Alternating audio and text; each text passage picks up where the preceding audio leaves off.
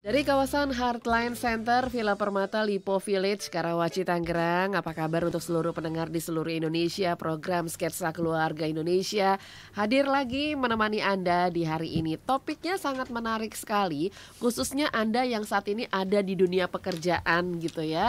Kita mengenal istilah fenomena quiet quitting. Tapi mungkin banyak di antara Anda, apa sih fenomena quiet? Banyak banget nih fenomena sekarang. Ada burnout lah, ada kita ngomongin seputar stres lah, mental health segala macam gitu. Nah sebetulnya fenomena quiet quitting itu kenapa sih ini terjadi gitu ya? Mungkin kita punya alasan masing-masing. Saya yakin sekali quiet quitting versi saya mungkin berbeda dengan Anda gitu ya. Untuk itu kita akan tanya langsung aja nih dengan narasumber yang kasih tema ini ke saya. Menarik sekali, Pak Hendry Boon sudah hadir di studio jauh-jauh dari ujung sana. Founder Resilient Generation, co-founder Mitra Pembelajar, juga seorang coach, trainer, and writer. Pak Hendry, lama tak suul Pak Hendry. Iya, long time no see namanya iya. ya. Oke, kita balik nih Pak ke ciri-ciri dari quiet quitting itu apa lagi ya Pak ya? Nah, ciri-ciri dari quiet quitting itu tadi kan kita sudah bicarakan tango salah satunya itu ya. Artinya tidak melakukan pekerjaan mereka itu sesuai hanya dengan sesuai jam kerja dan job desk. Iya. Jadi mereka itu berpikir kalau gua dibayar dengan segini untuk jam kerja sini, udah gua kerja itu. Nah itu berarti mereka cirinya salah satu seperti itu. Mereka tenggo, kemudian mereka tidak tertarik lagi untuk melakukan pekerjaan di luar jam kerja. Bahkan sebagian men-shut down itunya, PC-nya atau gadgetnya untuk hal yang berkaitan dengan pekerjaan. Jadi kalau di rumah dia nggak mau lagi terima pekerjaan by WA lah, by apalah segala macam. Dia udah nggak, dia udah off kan gitu ya Pak. Itu. Jadi di rumah ya untuk rumah gitu ya. Nggak bisa sih itu saya. Ditambah sewaktu-waktu di Twin jam 11 pun kita kadang-kadang itu kan. Tapi mereka itu ya kayak gitu. Mereka pikir ya kenapa harus langsung ditanggapin gitu kan? Itu kan melanggar jam kerja saya. Ntar juga bisa gitu ya, mungkin malam juga bisa deh saya balas gitu ya. Nah ada satu cerita yang saya baca di Amerika sih, dia mengatakan gitu. Dia hidup dalam quiet quitting seperti itu. Jadi dia mengatakan setiap weekend pasti sudah off. Kalau dulu waktu dia masih belum quiet quitting, wah setiap kali ada interupsi dari kantor itu dia pasti kerjakan gitu kan. Meskipun sebenarnya yang dia kerjakan ketika dia submit ke atasannya itu nggak ditanggapin juga. Jadi misalnya atasannya nggak direspon ya Pak? Iya, atasannya juga nggak cek apa gitu kan, dan atasnya baru cek ketika hari kerja juga. Tapi waktu itu kan dia merasa atasan gua kasih lo kerjaan gitu kan, dan merasa ada tuntutan harus langsung dikerjakan. Makanya dia korbankanlah waktunya, korbankanlah weekendnya dia kerjakan setengah mati gitu kan, dan cepat-cepat dia submit dengan harapan atasannya seneng lah, lihat wah ini hebat nih, loyalnya tinggi gitu kan. Tapi dia dapatin wah banyak tuh saya submit nggak dilihat gitu kan. Dilihatnya hari Senin gitu ya. Iya, hari kerja. Ini dia ngomong ya udahlah sekarang gua gitu deh. Kalau ada interupsi itu salah di mana? Salah di pimpinannya dong berarti yang kasih kerjaan ya Pak ya? Di komunikasi dan ekspektasinya saya kira itu regulasinya juga ya Pak ya. Nah, tapi kan biasanya atasan kan kadang-kadang gitu ya, saya nggak tahu ya seberapa banyak gitu ya. Atasan kan biasanya kan banyak sekali hal yang mereka pikirkan. Iya. Kadang-kadang nggak fokus dengan satu hal. Nggak pikirkan, terus tiba-tiba muncul aja. Muncul, oh ini kok saya belum kerjain ya. Daripada dia bilang nanti kalau saya, dan itu dia tahu, misalnya saya atasan gitu ya, saya banyak sekali kerjaan, kemudian ada satu bagian misalnya Bu Ria yang PIC-nya, terus dia ingat aja, oh itu belum dikerjain tuh, langsung kontak Bu Ria, Bu Ria tolong kerjain ini ya, sampai habis itu kan dia hilang, lupa lagi. Pokoknya udah dikerjain, udah lah gitu. Yang penting gua udah kasih message gitu kan, dikerjain. Sementara dia sibuk lagi dengan lain. Nah itu kan banyak terjadi juga. Nah itu kan yang misalnya Bu Ria terima kan mungkin belum paham kan, dan terima itu merasa oh ini weekend atasan saya minta kerja nih kayaknya penting nih. Terus dikerjain gitu kan. Tiba-tiba harus ini tanya tuh Pak, Bu Ria kemarin udah belum gitu. Kan udah dikirim kemarin. Oh udah ya. Gitu Pak, pernah tuh Pak. Sering. Orangnya lewat nggak ya? Iya, ya itu sering tuh. Iya. Terutama Kan udah dikirim Pak kemarin by email. Kapan gitu. kirimnya? Itu kemarin Sabtu gitu kan. Iya. Oh gitu, ya saya baca. Kita mangkel bener kan kayak gitu kan. Iya. Sebenarnya udah ngorbanin yang lain gitu Iya, ya Pak. iya. Udah ngorbanin waktu dengan ini macam-macam gitu kan. Nah, saya kira itu ekspektasi yang berbeda gitu ya, dan yang pasti kan pola komunikasinya yang harus ditata dengan benar. Nah itu kalau konteks pekerjaan seperti itu. Tapi kembali kepada tanda-tandanya itu ya itu Tenggo mereka akan shutdown masalah pekerjaan di gitu luar ya. jam kerja. Di luar jam kerja gitu ya. Bahkan sebagian sering lah pokoknya keluar dari kantor udah hilang. Urusan pekerjaan nggak akan ditanggapin. Kemudian mereka juga tidak antusias untuk terlibat banyak dalam kegiatan-kegiatan kantor perusahaan gitu. Jadi kan, kalau ada perusahaan punya acara ini dia mungkin B aja ya Pak. Ya. Kalau dilibatkan kalaupun enggak ya udah sawat gitu ya. Ya. Karena bagi mereka nggak ada pengaruhnya tuh. Iya. Karena ini orang-orang yang quiet quitting kan salah satu penyebab utamanya kenapa mereka seperti itu kan mereka merasa tidak mendapatkan penghargaan yang pas. Itu ada historinya berarti kan Pak. Pasti. Enggak ujuk-ujuk dia quiet quitting gitu. Pasti ada reasonnya kan ya Pak ya kenapa dia begitu gitu. Jadi benar nggak ujuk-ujuk. Wah ini quiet quitting nggak ujuk-ujuk. Luka batin bisa tuh Pak. Trauma masa lalu. Iya, itu pasti ada historinya kan. Misalnya kalau acara kantor kan, mungkin awal-awal dia sangat tertarik, ribet itu gitu kan. Tapi ketika itu lewat, dia sudah kontribusi banyak hal, dia nggak dapat sesuatu yang dia harapkan, kan lama-lama kada reward ya Pak ya, ibaratnya. Pudar itunya kan. Jadi dia pikir ya udahlah. Semangatnya pudar benar. Termasuk yang kerja tadi itu. Ya ngapain gua kerja banyak kalau kontribusinya penghargaan yang saya dapat tidak sesuai dengan kontribusi saya. Karena waktu awal dia masuk kan pasti semangatnya tinggi Pak, apalagi buat anak-anak baru gitu kan ya. Dia pasti belajar lagi gitu, semangat gitu. Dan itu turun nih kan jadinya. Ya kayak kita lah waktu pertama belajar kan kita semangat banget kan. Iya. Dan kalau kita dapat environment yang mendukung kita kan terpacu untuk terus menggali potensi kita. Artinya kalau kita belajar ini, kita dapat reward yang sepantasnya kan kita akan terpacu untuk terus belajar. Tapi kalau kita masuk ke environment yang lu kerja lebih nggak ada apa-apa, nggak kerja lebih nggak apa-apa, itu yang bisa saldo nggak nambah gitu. Nah itu yang membuat kita akhirnya mengalaminya itu. Iya, oke. Dan tentunya untuk Anda semua Heartliners pendengar Anda yang mau gabung bersama dengan kami, Anda boleh WA ke kita di nomor 0855 885 1006 ya, atau boleh telepon juga nggak apa-apa ke 5919244. Ada Pak Hendri Bun di studio. Quiet quitting topik kita hari ini, silakan di 0855 885 1006 atau 5919244. Mohon maaf sepertinya YouTube kita nggak bisa live ya. Tapi nanti kita akan up after siaran. Jadi nanti Anda bisa nonton siaran saya bersama dengan Pak Hendri after siaran gitu ya. Nggak tahu kenapa nih tiba-tiba. Ini kenapa nih Pak? Dia kayaknya bete ini Pak teknologi. Tadi jalan Pak, tadi live. Juga YouTube-nya quiet quitting juga. Merasa selama ini gue online tapi kok nggak banyak yang itu. Iya benar Pak, dia gini. Gue udah live kok yang nonton si ini kok segini sih. Udah deh gue quiet aja gitu. Diam-diamnya quiet quitting. Quiet juga gitu ya. Iya, oke. Jadi nanti after siaran kita akan up ya. Oke.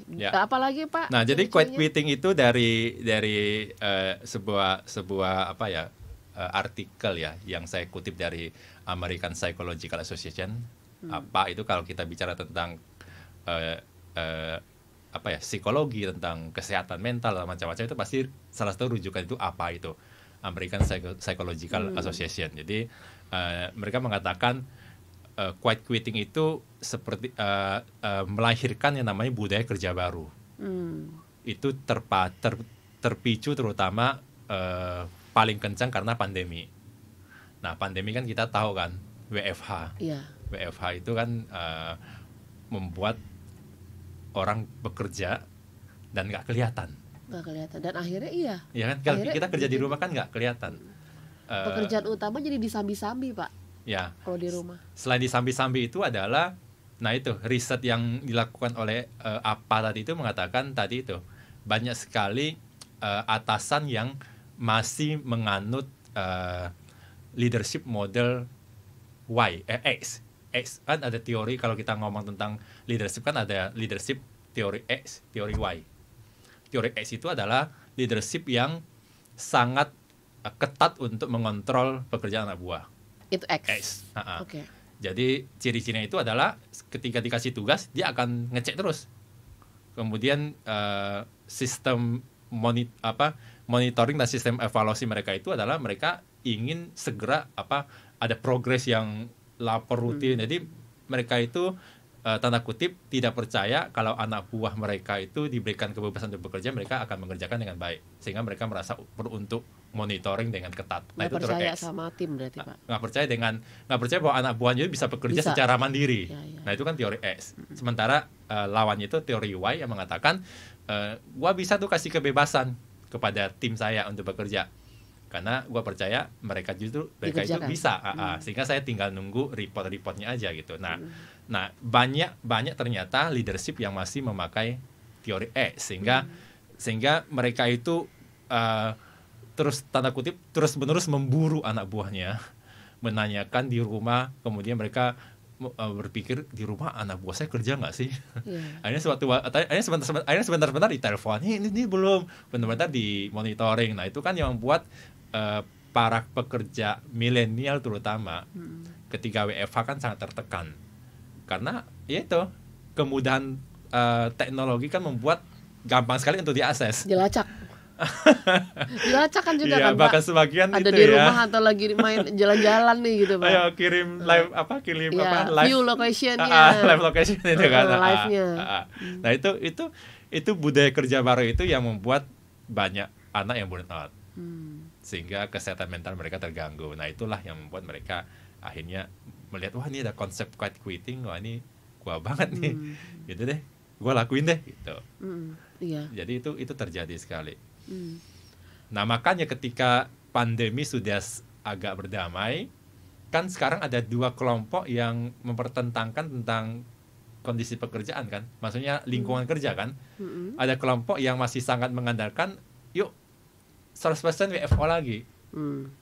Sementara kelompok-kelompok yang berpikir gue bisa kerja di manapun dan selama itu produktif, nggak perlu di office tuh. Atau hybrid lah ya, Pak ya. Hybrid atau istilahnya sekarang WFA kan, work from anywhere itu kan. Nah itu sebenarnya masih ada pertentangan tuh. Dan beberapa korporat yang punya kesadaran bahwa tidak harus WFO 100%, nah itu sangat mendukung. Nah itu akan membuat karyawan-karyawan mereka itu tidak mengalami quiet quitting. Tapi organisasi yang akhirnya mengembalikan lagi kepada WFO, nah itu riset mengatakan bahwa itu yang membuat potensi quiet quittingnya banyak. Apalagi yang mengembalikannya 100% ya, Pak ya. Mengembalikan 100% gitu kan, karena ya itu anak-anak milenial terutama merasa gue di rumah juga kerjanya fine aja, selama ini dikasih target juga kecapai gitu kan, bahkan kalau mau ini juga gue kerjain gitu kan, ngapain gue harus bermacet-macet ria lagi, terjebak dalam 85 lagi gitu kan, itu kan habisin waktu banyak waktu lah gitu kan. Apa sih gitu. Kayaknya yang mendengar ini yang kelompok yang betul-betul langsung gitu. Itu gua gitu. Nah, sebetulnya para quiet quitters ya Pak istilahnya ya, mungkin ya buat orang-orang ya. Quiet quitters ini memandang KPI seperti apa, Pak? Nah, mereka memandang KPI itu sebagai require minimum aja yang harus mereka capai. Oh. Karena mereka bekerja kan berarti hanya melihat standarnya itu. Cukup aja gitu. Iya, minimal aja pokoknya. Minimal 7 ya 7 gitu. Gua nggak mau kontribusi lebih lagi gitu kan. Pokoknya kalau saya diminta kerja ini, ya saya kerjain. Dan mereka nggak berpikir untuk berkontribusi lebih. Nah itu kalau kita ngomong dampak positif negatifnya kan ada itu kan. Nah itu salah satu yang harus kita benar-benar jeli melihat itu ya. Kalau kita masuk ke dalam kelompok quiet quitting dan melihat bahwa KPI itu hanya kita capai secara minimum, nah kita perlu lihat dulu ke depan nanti pengembangan diri kita seperti apa. Nah itu kan berpengaruh juga. Tapi kalau kembali kepada pertanyaan tadi, mereka melihat KPI seperti apa? Ya mereka melihat KPI itu ya sebagai satu-satunya target yang harus mereka capai. Selama mereka berhasil, ya sudah.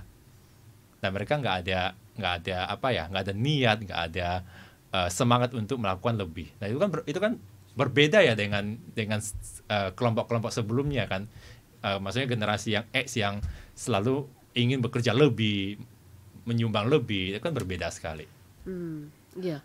Dari saya ke WA dulu ya Pak ya. Okay. Dari Pak Chen di Tangerang, thank you Pak Chen. Saya pernah mengalami masa-masa itu, burnout. Saya pulang malam hampir tiap hari. Gitu. Menikmati waktu sama keluarga juga kurang. Saya tidak pernah diapresiasi dan akhirnya saya mengalami itu.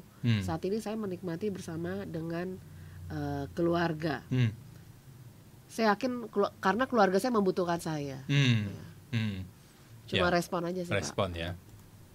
Banyak ternyata yang mengalami itu ya mungkin ya Pak ya. Banyak. Terutama ya itu tadi Ibu Ria kan mengatakan sekarang kan zaman kompetisi gitu ya, yang membuat korban merasa harus mengerahkan sebanyak mungkin waktu lah tanda kutip ya, bekerja lebih banyak gitu kan, dengan harapan kita bisa memenangkan kompetisi gitu kan. Nah itu kan sesuatu yang harus kita coba perdebatkan, benar nggak sih bekerja lebih banyak itu akan membuat lebih produktif gitu kan. Nah itu. Tapi poin yang Pak Acun ya tadi ya. Pak Chen yang Tangerang itu ya. Itu saya kira jadi cermin banyak itu juga. Banyak karena dulu orang dia pernah all out berarti ya Pak. Iya, karena kan pulangnya sampai malam gitu kan sampai kita kalau dulu baca curhat-curhat ibu rumah tangga atau ya ibu lah, bukan ibu rumah tangga, ibu-ibu lah yang banyak mengatakan gua pergi sebelum anak bangun gitu kan, terus gua pulang anak sudah tidur. Nah itu kan jadi nggak bisa lihat tumbuh kembangnya itu kan tanda kutip kasihan banget gitu kan. Tapi ketika mereka melakukan itu dengan sepenuh hati dan mereka melihat loh kok korporat gua nggak appreciate gua banget sih, nggak appreciate gua sih, kemudian nggak ada sesuatu yang mereward saya. Nah itu kan bisa membuat mereka burn out, stres gitu ya. Dan itu mungkin dulu istilah bukan quiet quitting ya, tapi dulu istilahnya orang itu ya itu bekerja minimal lah gitu ya. Sampai ada yang bilang kerja rodi katanya gitu kan Pak. kerja bagai kuda gitu ya. Yang penting cuannya ada kan, ada lagunya dia Pak ya. Kerja bagai kuda gitu ya. Itu lagunya siapa dulu ya? Siapa sih Pak itu? Ku berlari-lari kejar bis kota. Itu ya. Ahmad Albar ya itu ya. Atau Iwan Fals ya? Bukan Ahmad Albar ya. Bis kota judulnya. Bis kota ya. Ntar saya cari Pak, bis kota. Nah itu kan budaya khas culture ya. Sama itu juga kan Pak yang lagunya apa tuh yang Papa nggak pulang, Papa nggak pulang, baby. Papa nggak pulang, baby itu ya. Terus Bang Toyib juga kan Pak, Bang Toyib nggak pulang gitu kan ya. Oke. Jadi kalau pertanyaan saya nih Pak Hendri, kenapa ini bisa terjadi? Itu pasti ada historinya, udah pasti. Ya, kenapa seseorang akhirnya milih quiet quitting? Itu pasti ada fenomena itu. Pasti ada jejaknya. Jejak apa ya? Ya jejak historinya mereka di korporat gitu kan. Dan ketika mereka melihat ternyata fenomena ini meledak, boom, di mana orang melakukan, nah itu mereka akhirnya ikut-ikutan dan mereka nular kan Pak? Nular di tim itu, karena yang lain yang tadinya udah semangat juga kan akhirnya dia aja nggak ngapa-ngapain, nggak diomelin gitu. Ya, dan itu kalau kita ngomong kepada environment, nanti kan sebenarnya ada dampak positif, ada dampak negatifnya kan, quiet quitting kan. Kalau kita bicara dampak positifnya itu kan hidup jadi balance. Iya, hidup balance. Karena kita bisa membuat perbedaan antara dunia kerja sama rumah. Bukan cuma rumah dunia sih. Sendiri. Ya, tapi aspek hidup yang lain gitu kan. Itu kan pribadi. Balancing dapat. Nah, itu dampak positifnya itu bagus lah itu kan. Itu positifnya. Sehingga ya itu kita punya banyak waktu untuk keluarga, kita banyak waktu untuk diri kita, untuk pengembangan diri kita gitu ya. Kemudian itu adalah dengan quiet quitting, selain kita dapat balancing hidup, kita juga bisa terlepas dari stres dan burnout. Karena tapi ya itu. Tapi jangan kita quiet quitting terus kita bilang kita shut down komunikasi kita gitu ya. Putus. Tapi pikiran kita masih ke kerjaan itu nggak quiet quitting juga ya. Malah itu dia ya. Malah mikirin terus gitu ya. Malah jadi nggak enak sendiri gitu ya Pak. Tapi dampak positifnya itu salah satunya itu mengurangi stres dan burnout. Karena tidak terlalu banyak tuntutan sehingga ya itu kalau nggak banyak tuntutan kita kan lebih lega. Dan kalau dia dipromosikan untuk jabatan tertentu biasanya mereka nggak terima ya. Ketika saya pilih nih jadi salah satu kandidat gitu. Nah, orang yang berpikir quiet quitting itu kan tanda kutip mereka nggak mengejar karir. Iya. Jadi bagi mereka nggak ambisi ya Pak. Nggak ambisi. Mereka berpikir kalau sekarang sudah oke, ngapain gua ngejar karir? Karena mereka tanda kutip itu sepertinya menolak tanggung jawab lebih. Oke. Kalau misalnya mereka dapat challenge untuk promosi, mereka berpikir kemudian wah nanti promosi, nanti saya harus lakukan ini lebih, ada lebih ini lagi. Mereka kan bercermin kan kepada yang hidup mereka sekarang, kepada mereka yang di jabatan itu sekarang ya Pak. Apalagi mereka punya benchmark, atasan mereka itu orang yang hustle. Wah mereka langsung ngomong, wah nanti gua kalau naik akan seperti kayak gitu kan. Mereka lihat atasan mereka yang sekarang itu yang mungkin nanti mereka akan replace itu pulangnya jam segini, sibuk luar biasa gitu kan. Nah mereka kan punya benchmark, mereka mengatakan wah ini nggak menarik ini. Malah jadi beban ya. Malah mereka mengatakan gue sepertinya kan gue kalau terima promosi itu gue sepertinya sukarela mengikatkan diri kepada sistem kerja yang sistem kerja Rodi tersebut sehingga mereka bilang gue nggak tertarik dah untuk itu. Apalagi kalau dia menikmati kehidupan banyak hal di luar pekerjaan ya Pak. Ya itu kan berarti kalau konteks yang promosi itu kan mereka akan berpikir kan, wah nanti saya akan kehilangan kesempatan untuk jalan-jalan lah, kehilangan kesempatan untuk hobi lah gitu ya. Padahal mereka selama ini menikmatin dan mereka merasa hidup mereka fine aja dengan seperti itu kan. Ya. Tapi lagi-lagi itu biasanya memang dampak kental. negatifnya lebih besar ya Pak. Antara positif dan negatif di quiet quitting ya. Hampir balance sih sebenarnya. Oke. Karena kalau kita ngomong quiet quitting dengan mengerjakan sesuatu sesuai dengan job desk, itu juga ada positifnya juga sebenarnya. Positifnya terutama dalam hal load kerja. Pekerjaan selesai. Load kerja, nggak terlalu banyak beban. Tapi kalau kita melihat sisi negatifnya, orang yang hanya mengerjakan standar kerja minimum requirement-nya mereka akan kehilangan beberapa kesempatan. Misal kesempatan untuk belajar hal baru, kesempatan untuk melatih tanggung jawab baru gitu ya, kesempatan untuk tantangan yang baru ya Pak. Itu mereka akan sebenarnya terlewatkan. Nah itu dua sisi yang memang harus kita lihat secara balance gitu loh. Jadi kalau kita melihat sisi negatifnya quiet quitting, benar sih kita positifnya kita punya balance, kita terhindar dari stres itu ya. Tapi sisi negatifnya itu adalah ada kemungkinan kita produktivitasnya kecil, kontribusi kita ke korporat kecil karena kita hanya melakukan apa yang disyaratkan secara minimum oleh korporat. Nah itu kan dampaknya itu adalah kita akan punya persepsi di mata pimpinan itu ya. Wah ini kok kerjanya nggak itu sih, kok cuman gitu aja doang, sih itu kan dampak kepada karir penilaian juga ya, Pak. Penilaian juga gitu ya, dampak kepada career path kita juga. Nah itu kan berdampak juga.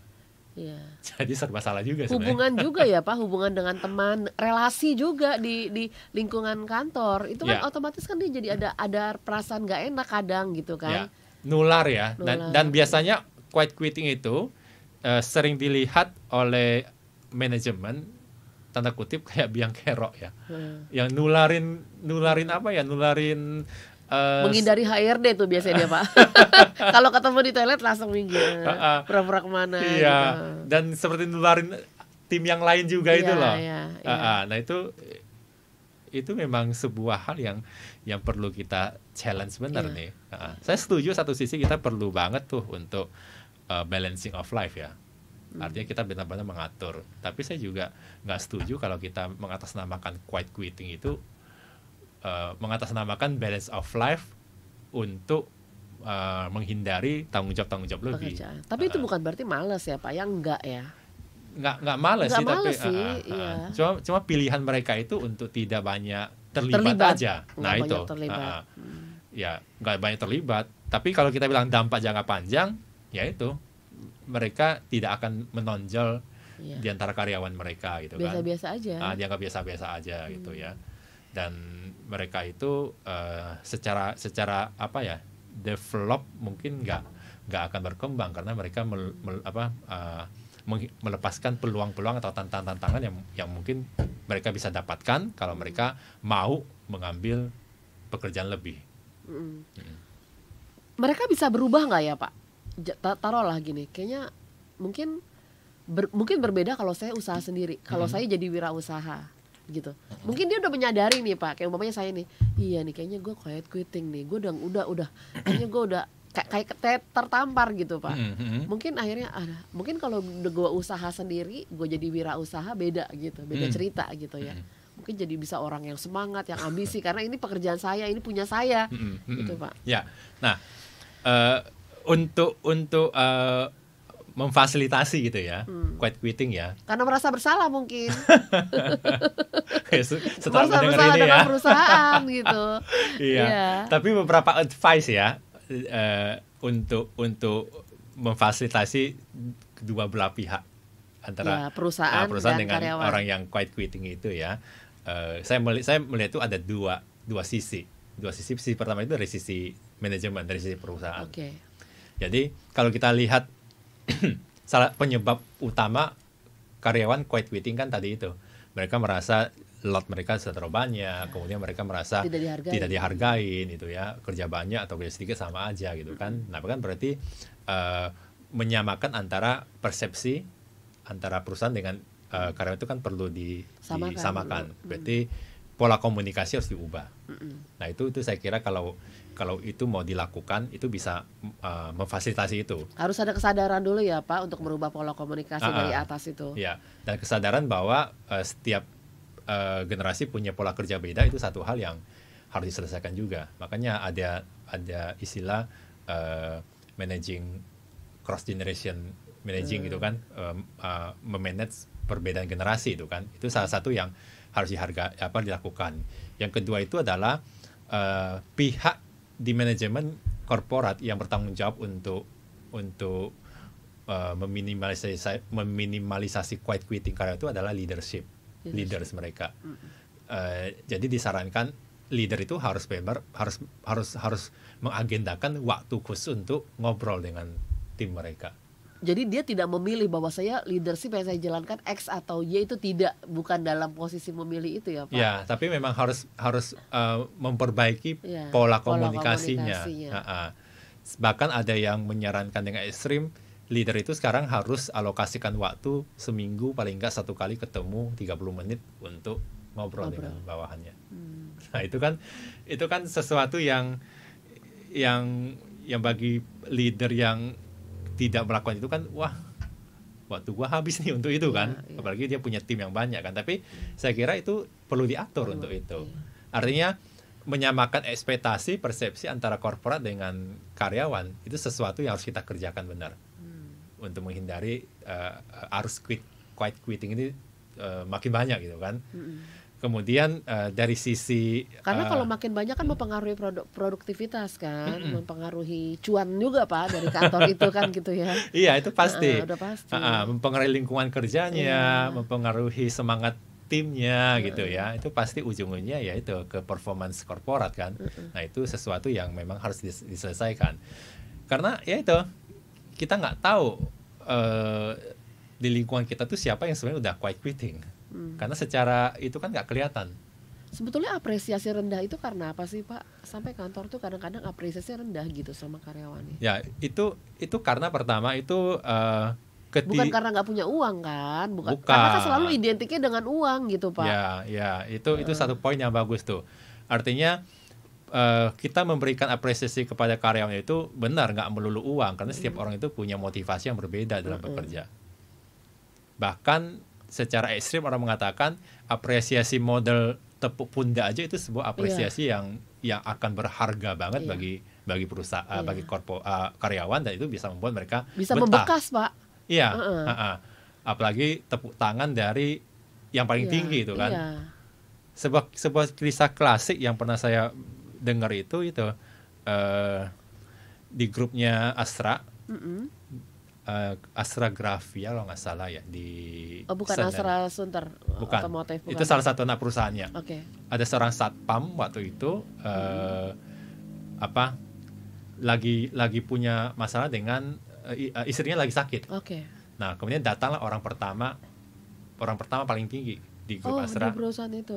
Datang ke sana dan memang atasan ini punya kebiasaan memang untuk sowan gitu Pak ibaratnya. Nanya macam. Jadi dia nanya lah beberapa hal gitu kan, dan dia dapat info satpam ini istrinya lagi sakit. Nah ketika dia masuk turun datangin, terus gimana kabarmu, istrimu baik-baik aja. Wah itu membekasnya luar biasa tuh. Nah itu kan berarti menyusun reward apresiasi itu nggak melulu uang, benar. Bahkan dikatakan anak-anak milenial itu kalau dikasih bonus apresiasi itu mereka nggak terlalu mengharapkan uang, tapi mereka malah senang dikasih misalnya waktu untuk liburan, tiket itu mereka malah senang karena atau memang diajak bareng jalan gitu. Nah itu menyusun apresiasi itu salah satu PR juga, karena memang sih tiba-tiba dikasih nonton tiket nonton konser Michael Surok gitu kan Pak, di Senayan gitu kan dia. Kayaknya ada yang titip pesan deh ya. November ini ya nggak salah ya. November, ya. Nah itu kan apresiasi juga itu kan, termasuk apresiasi misalnya bolehlah pulang awal supaya punya banyak waktu dengan keluarga gitu kan. Nah itu kan apresiasi yang bisa kita lakukan. Jadi menyusun reward apresiasi itu sesuatu yang harus dipikirkan benar untuk menjaga agar loyalitas tim itu tetap terjaga. Itu kan kalau karyawan menyadari bahwa kayaknya kalau pimpinan saya nggak mungkin deh bisa begitu. Berarti dia harus menunggu sampai adanya alih generasi ya Pak. Ya makanya itu harus dua belah pihak kan sebenarnya kan. Kalau kita bicara ke satu pihak aja itu pasti akan mentok lah. Tapi ya itu dua belah pihak itu memang harus menyadarin itu.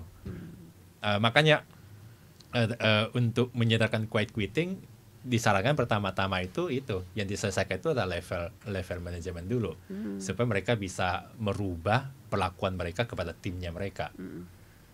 Jadi selama mereka masih menuntut gitu ya, tanpa memberikan reward apresiasi yang pas, saya kira tim itu akan gampang untuk quiet quitting. Nah itu kan dari sisi manajemen. Nah dari sisi karyawannya sendiri ada 1-2 tips yang bisa diberikan juga supaya mereka tidak istilahnya ikut-ikutan itu ya. Kan melihat ini quiet quitting, gue pengen ikut-ikutan. Ya, ada juga kan orang ikut-ikutan karena lihat itu kan. Nah itu salah satu yang bisa saya sarankan itu adalah menetapkan arah dan tujuan hidupnya. Nah itu penting sekali. Jangan tanda kutip jangan latah untuk ikut-ikutan. Kan banyak sekali tuh orang yang latah kan. Si ini quiet quitting, si ini quiet quitting. Gua juga lah gitu kan. Padahal mereka nggak tahu ini quiet quitting itu mungkin karena ada alasannya ya. Karena memang gua udah burn out, gua udah diambang perpecahan keluarga. Itu kan ini quiet quitting kan. Karena harus ada langkah yang harus dia ambil, ada harga yang harus dia bayar gitu Pak. Kenapa dia melakukan itu? Jadi di balik tindakan seseorang, di balik keputusan seseorang itu pasti ada alasan di baliknya. Kalau itu clear. Nah kan banyak sekali orang latah, cuma ikut-ikutan kan. Ngapain lu quit-quitting? Habis dia juga. Ah, itu kan yang membuat kita terjebak. Akhirnya kita ketika berjalan waktu, kita sendiri bingung gitu kan. Nah itu jangan sampai terjadi lah. Jadi advice itu ya itu, coba melihat kembali hidup kita seperti apa. Kita mau bergerak ke arah mana gitu kan. Dan kejelasan itu kan akan bisa membantu kita untuk kita bisa memutuskan sesuatu yang yang bisa mendukung kepada tujuan kita. Iya.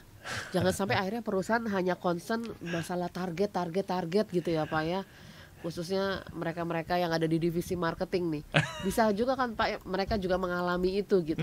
Sehingga akhirnya walaupun memang dampaknya akhirnya turun karena mereka kan biasanya hidup dari komisi kan. Gitu. Akhirnya jadi turun gitu. Karena selalu pimpinannya itu melihat marketing concern hanya ke target.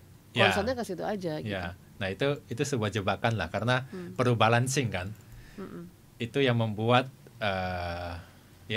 membuat turnover tinggi gitu kan, karena itu selalu ditekan itu membuat nggak betah lah. Karena survei terbaru yang saya pernah baca, kenapa sih karyawan meninggalkan perusahaan, itu survei terbaru tahun 2021 ya, kan ada alasan tuh kenapa sih karyawan resign itu kan. Kalau dulu orang mengatakan sebagian orang resign kan karena faktor pimpinan, nggak cocok dengan pimpinan macam-macam. Ada orang mengatakan karena faktor gaji macam-macam. Tapi sekarang terbaru ketika saya baca itu dikatakan bahwa alasan terbesar orang keluar dari pekerjaan itu adalah mereka mengalami namanya lack of career development. Jadi mereka mentok untuk mengembangkan dirinya mereka, sehingga mereka merasa gua percuma deh di sini, hanya dituntut kerja sementara saya nggak berkembang. Nah itu alasan paling besar sekarang orang meninggalkan pekerjaan. Di balik itu tentu ada misalnya komunikasi, kemudian pimpinan, termasuk sekarang yang menyeruak itu adalah itu lack of mental health. Wah itu Pak, jadi kenapa ya Pak? Top 8 besar tuh. Itu kayaknya perlu dibahas tuh Pak next. Kenapa mudah sekali ya itu ya? Kalau berbicara tentang mental health gitu sekarang, kayak nggak ada daya juang gitu Pak, daya juangnya rendah. Pak Hendri, kita harus akhiri nih, sudah hampir 1 jam. Pak Hendri silakan kesimpulan dari Anda Pak. Oke, nah tadi Ibu Ria menyinggung tentang mental health, mungkin saya bisa bangunin macan tidur ya Pak. Kita bisa sejam lagi nih bicara, tapi ini saya kira bagus ya, karena ini resiliensi. Nah itu sebuah ketahanan ya Pak. Ketahanan yang bukan cuma tahan, tapi kalau saya definisikan resiliensi itu seperti bola karet. Kemampuan kita tuh mantul, membel kalau gitu ya. Semakin ditekan, semakin mantul. Semakin keras tekanan, semakin tinggi. Nah itu yang 2-3 tahun saya sedang kembangkan. Jadi orang yang memiliki resiliensi yang tinggi itu secara mental health pasti akan lebih bagus. Karena mereka bisa menanganin emosi mereka, kondisi mereka, sehingga mereka selalu berada dalam kondisi yang bagus. Nah, quiet quitting itu kan salah satu fenomena di mana orang sebenarnya kalau kita bicara tentang resiliensi, daya tahan itu sedang turun. Sehingga mereka memiliki quiet quitting. Dan mereka turun itu karena burnout, karena merasa tidak mendapatkan apresiasi, sosial mereka terganggu macam-macam. Itu kan akhirnya mereka turun dan mereka quiet quitting. Sehingga perlu tuh mereka memikirkan kembali hidup mereka, merumuskan kembali arah hidup mereka, sehingga mereka bisa menemukan kembali kenapa sih gue bekerja. Atau sebuah kata yang sering suka saya lakukan, suka saya katakan itu adalah yuk temukan yuk kamu ada di dunia ini untuk apa sih? Iya. Apakah hanya sekedar itu harus punya waktu merenung? Untuk memikirkan kamu ada ini untuk apa sih? Apakah sekedar cuma menghabiskan beras dunia, gitu kan? Atau untuk memenuhin aja? Pasti enggak lah, pasti punya reasonnya lah. Nah pasti itu ada alasannya. Kalau kita ketemu, nah kita akan gampang meminimalisasi terjadinya kayak quiet quitting, poor mental health macam-macam. Karena itu perlu dari dalam ya Pak ya. Harus emang dari dalam diri kita. Kalau enggak dari mana lagi gitu. Penjara batin sampai kita temukan. Karena kalau kita menemukannya dari luar, Sebentar kita ya, Pak. stres loh. Iya. Karena luar kan nekan yang nggak sesuai dengan diri kita. Tapi kalau sesuatu dari dalam diri kita itu akan lebih Beda hasilnya. lebih sustain itunya. Oke. Baik. Oke.